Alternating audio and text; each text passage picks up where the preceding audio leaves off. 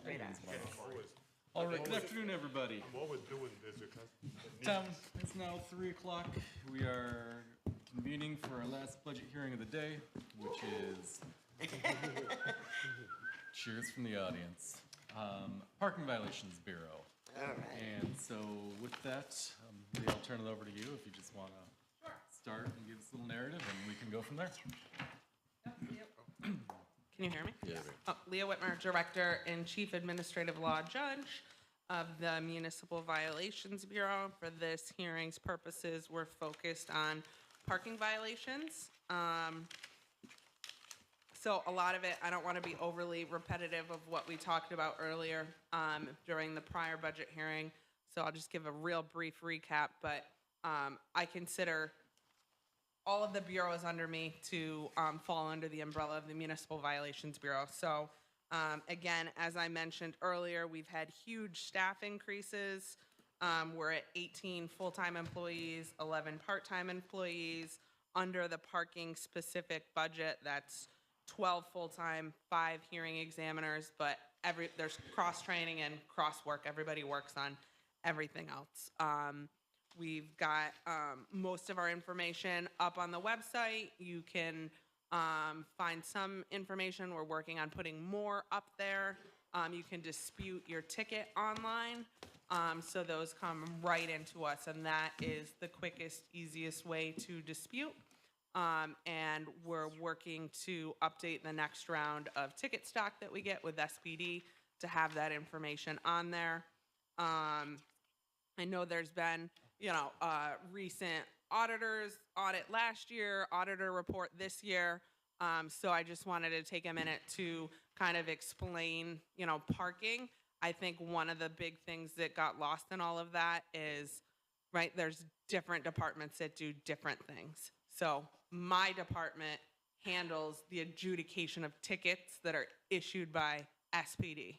DPW handles the signage, the meters.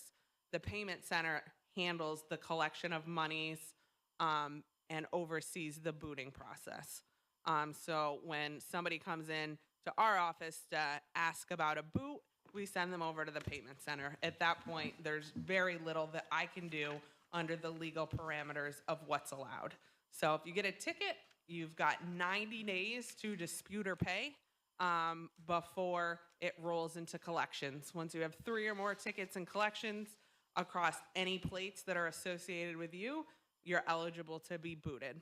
I did give you a brief handout, and it's not fancy. It's just something that I've collected for myself and based on the conversations earlier this week about revenue and money left on the table, I thought it would be helpful. So I just printed a couple copies for everyone. So you can see generally, that revenue annually is the difference between fines and penalties collected and what's issued is around $1 million, and that's been pretty consistent. But like was explained yesterday, some of that is non-collectible, and it just gets rolled over. So let me get my head wrapped around what you just said. Sure. So 90 days to dispute it or pay it. Mm-hmm. 3 or more, you're boot eligible. So Right. it's 3 or more tickets, and then 90 days after the last of the third tickets. Once you have 3 in collections. Okay. So you could, people have them from years ago, and it could be across different plates. Some people register plates for family or friends, change plates, right? All of that information is recorded by the DMV. So your name and date of birth are the same. We merge the plates. So Okay. 3 or more in collections, 3 or more beyond 90 days, you're eligible to be booted. And how quickly, when that time elapses, how quickly do you send that to the boot company to boot them? It's automatic. It's automatic. They have Okay. access to the system. Okay. So they're looking at it. Up until the point you're booted, you can always go to the payment center and enter into a payment plan for as low as $25 a month, assuming that your income meets that eligibility.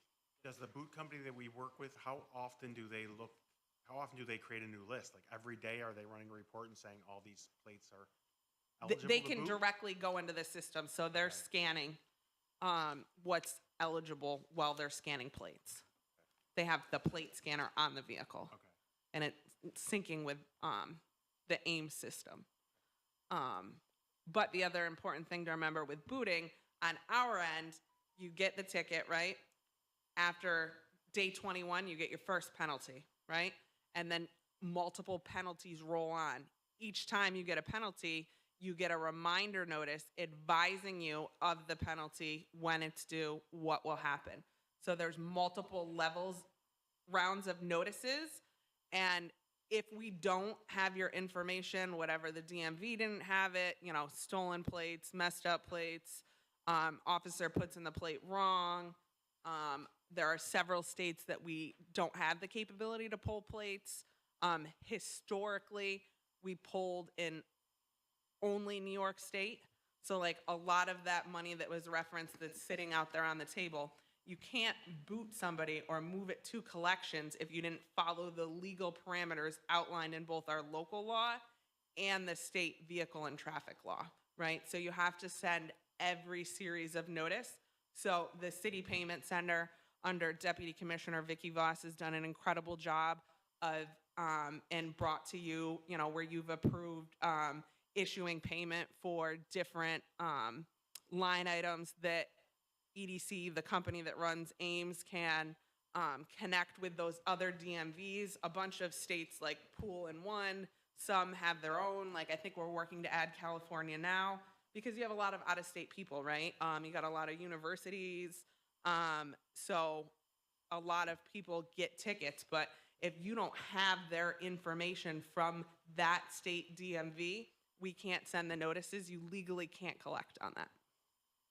So if they pull up on a car on Westcott Street and that officer realizes it's boot eligible. The officers aren't booting, the boot company, Right. Paylock. But if the officer goes to write them that fourth ticket, are they able to tell Paylock, like, I got a car sitting on Westcott Street that's boot eligible? No, Oh, they're not looking at that. They're just issuing the ticket. okay. And then the boot van is driving around scanning plates. So they just have to find it. Yeah, they're finding them. Yeah.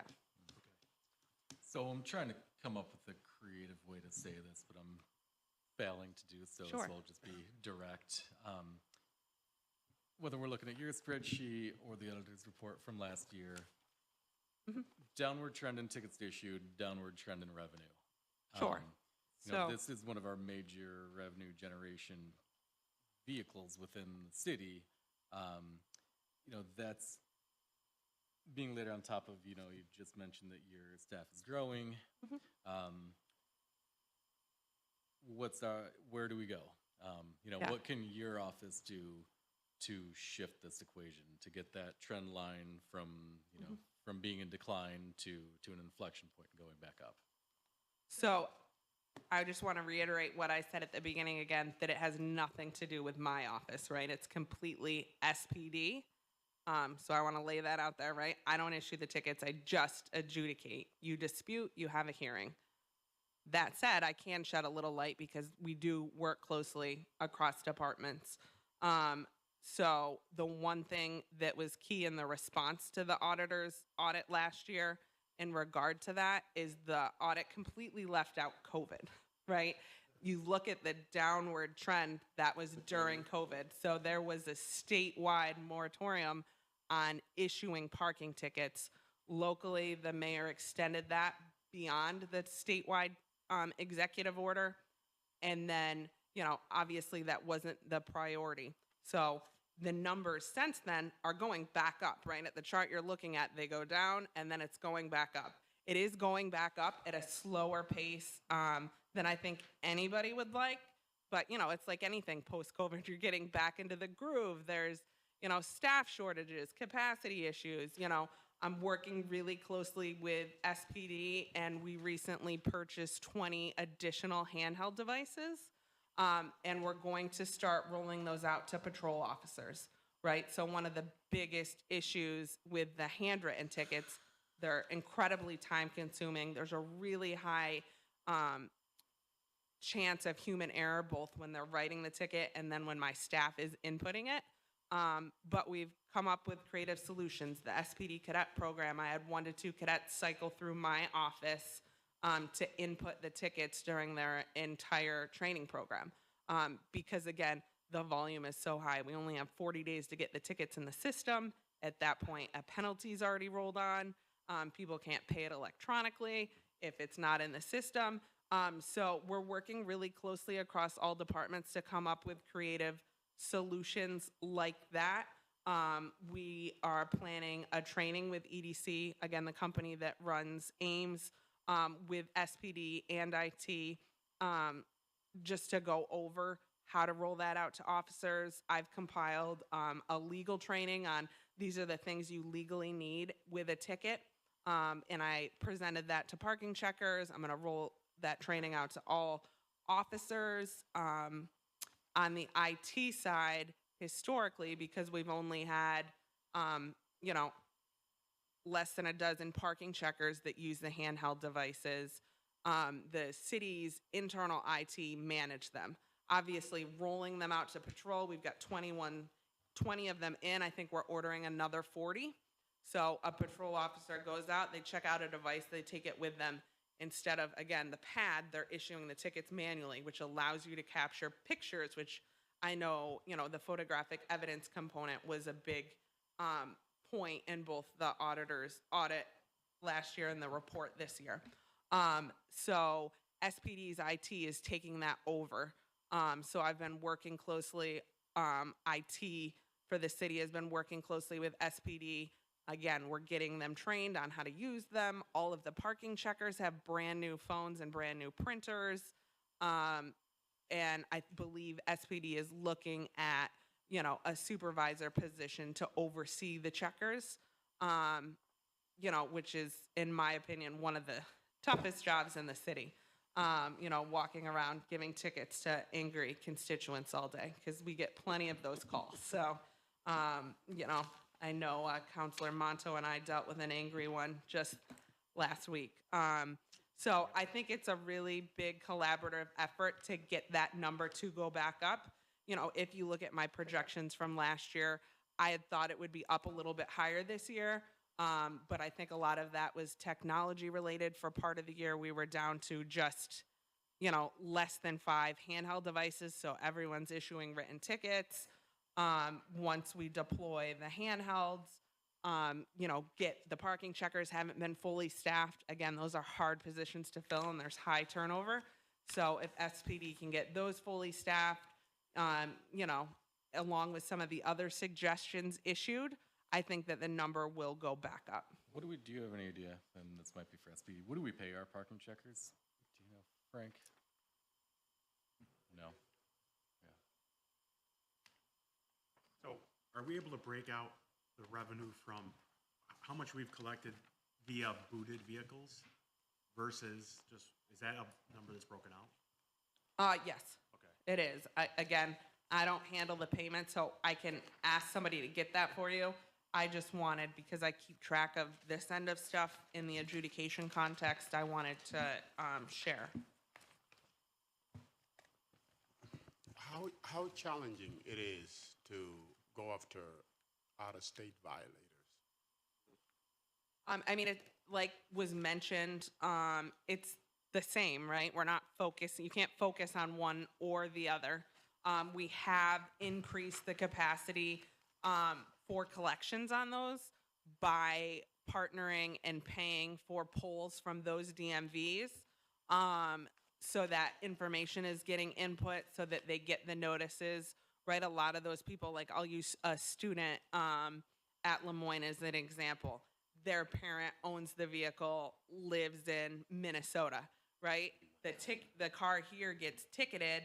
All of the notices we're sending go to Minnesota, right? So we're dealing with college students all the time, but now they're getting the notices, so it can become boot eligible if they rack up a bunch of tickets. And Okay. $37,000. Yeah, that's Councilor Gathers looked, 3741 on the What are you looking at? Parking checkers. Parking checkers. 37 to 41,000.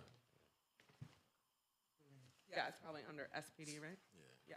37.21. so what would that be in terms of percentage? You know, Out of state versus New York State that are getting ticketed. the ticket we give to out-of-state, is there a certain percentage that on average at all? That information, I do not know. I'm not 100% sure if it's readily accessible, but I could definitely look into it. Yeah, 'cause Again, I'm handling the adjudication side. right, right. Okay. So if you want to dig into that, I'm ready. I think it probably is, it would be better for us to have information on how many of the people are non-city residents. For me, I would rather know, like, how many people are getting parking tickets that actually don't live inside the city? And should they be paying more for that parking ticket for not living here? Sure, that's something that absolutely could be considered, and it'd have to be in compliance with state law. And then you would amend local laws accordingly. I'll reiterate what was said, that when the boot collection was proposed to the council, it was adamantly voted down. And I know that came up at that context, the out of city residents, and that also had very strong opposition. Obviously, councils change, opinions change, so it's something that I think could be looked at again. To see, we would look at the data we would pull would be based off of, what do I want to say?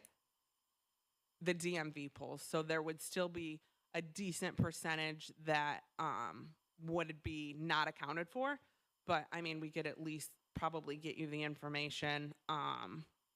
There's got to be a way to break it down by state, and then, Syracuse, not Syracuse. Zip code, yeah. Who holds the Paylock contract? Which department? I'm assuming finance. Is that, okay, thank you. Yeah, after so many of these, they all get a little confusing. They bleed together a little bit. One of the oddities of this is that while functionally we've aligned Parking Violation Bureau with law simply because of the adjudication and Leah's position, it technically belongs to finance. The supervisor position has no data provided. Does that mean it's not impacting your salaries number on the next page? It is, I don't know why that was not provided. It's the same one as it was for the BAA. It's a grade 60, 52,847 to 79,271. I think that was just a clerical error I didn't catch until last night.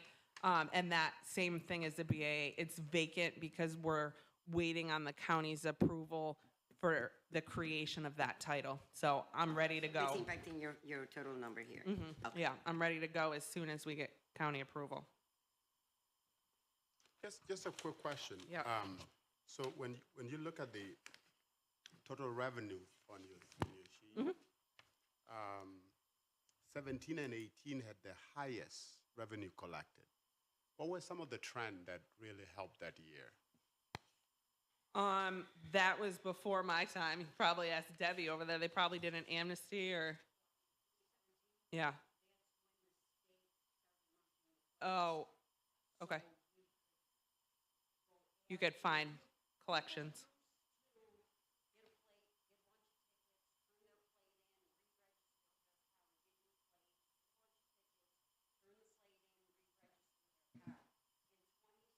Mike, come to the mic.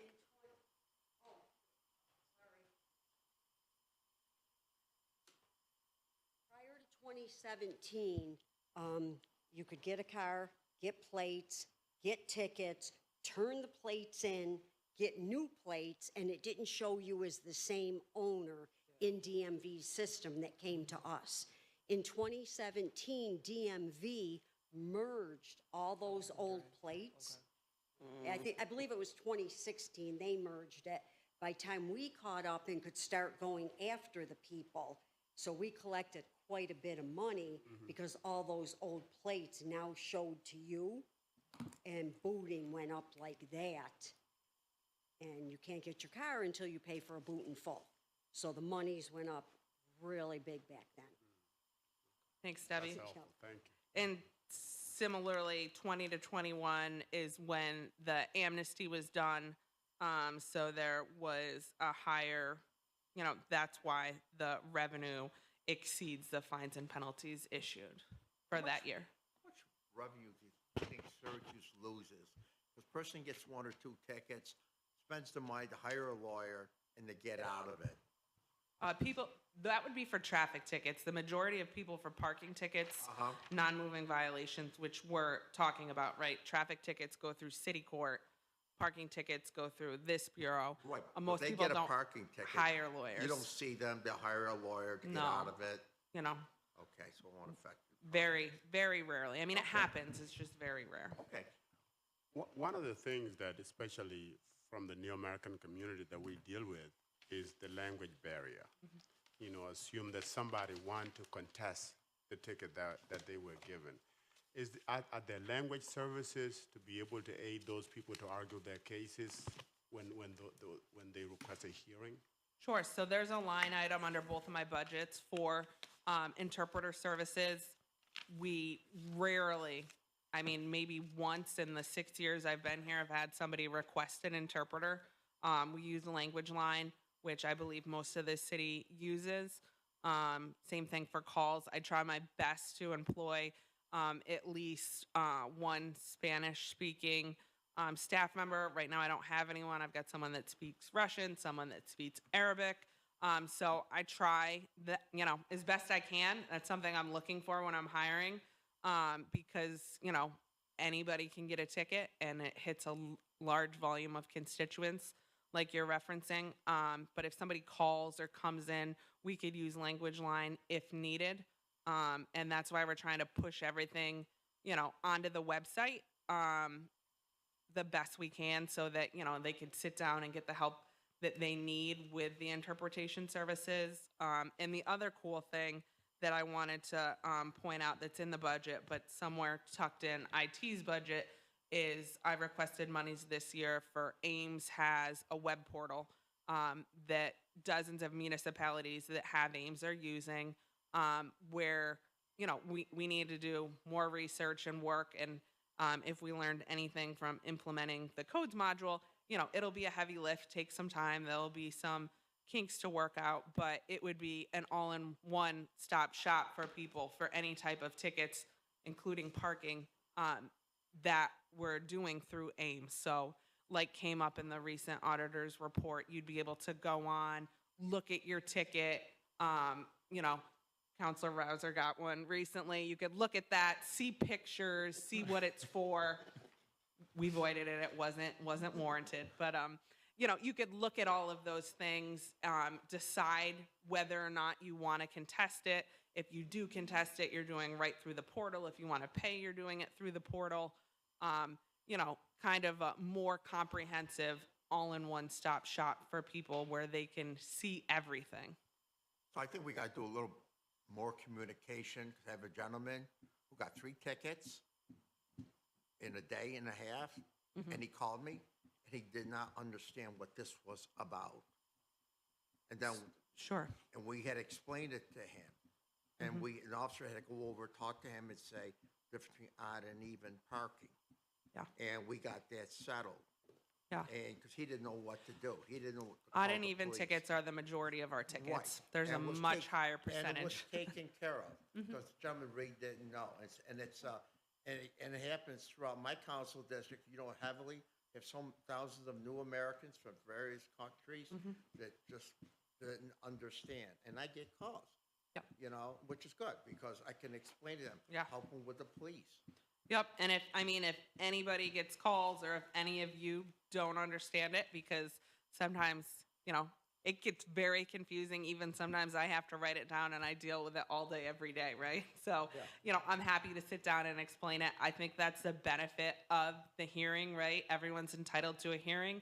If you do an in-person hearing, or even if you request an ex parte hearing, you're going to get a decision that explains, right? My hearing examiners have a very detailed decision that explains the odd, even nuances, including what the issue was right where you parked.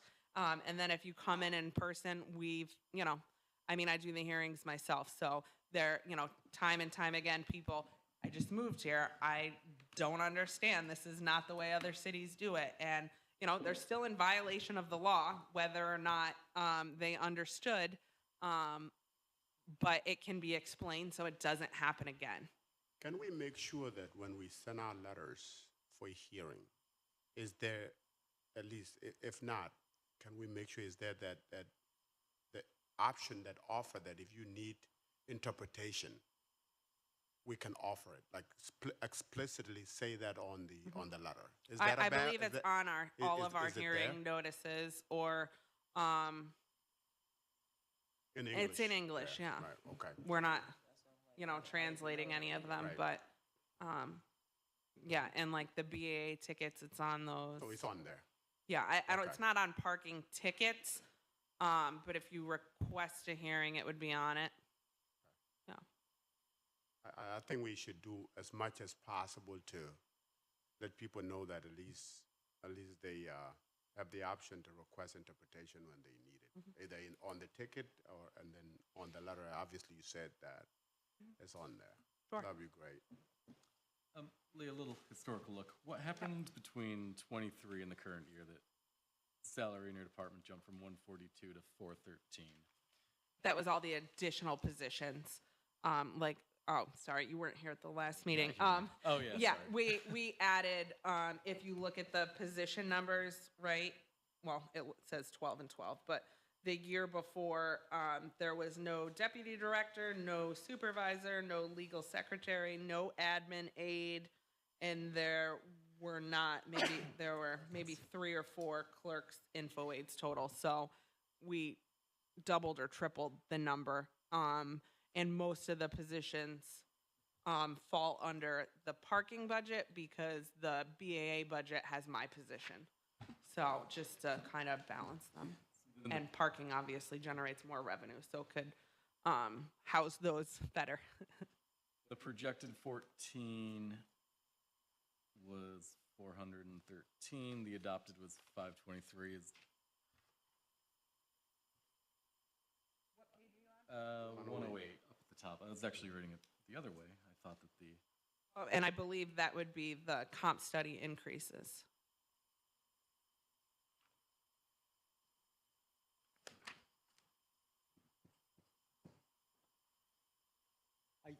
I think sometimes we maybe meander off what the reason we have parking tickets for. It's not to generate revenue. Yeah.